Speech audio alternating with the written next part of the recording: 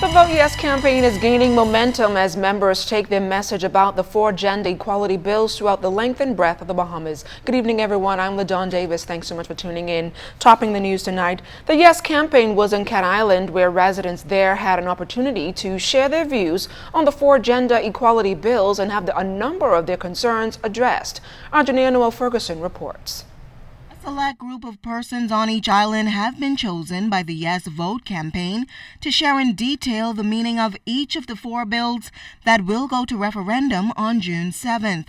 In Cat Island, it was no different. Campaign officials, joined by the Member of Parliament, Deputy Prime Minister Philip Davis, touched down in Cat Island on Saturday, where they first held an intimate meeting with those that will represent the Yes campaign on that island. Is it true that it could have been passed from the House of Assembly instead of bringing it to the public? I didn't know how to answer them. Why not set it in stone now? Something that is so fundamental, something that is so important to the growth of the country and for the protection of its citizens, that we will now have the constitutional referendum and make sure that no one comes behind this to upset it.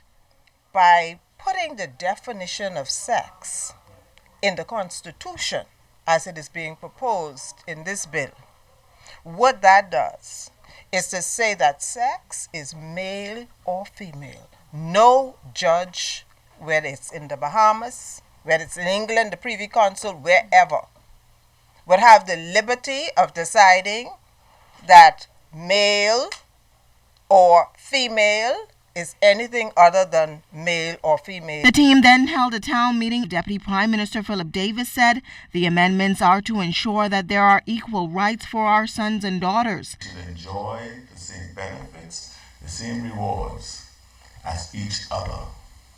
So if you go on a workplace and someone can pay you $10 because you're a woman doing the same job that a man is doing and pay that man $50.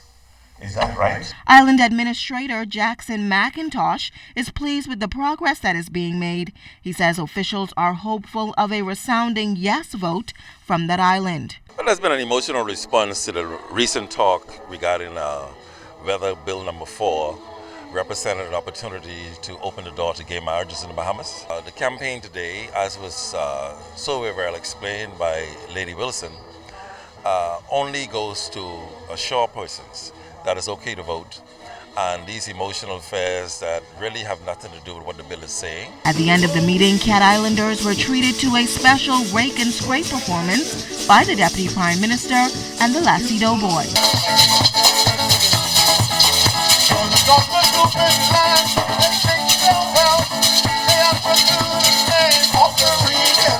From Cat Island, I'm Janea Noel Ferguson, ZNES Network News.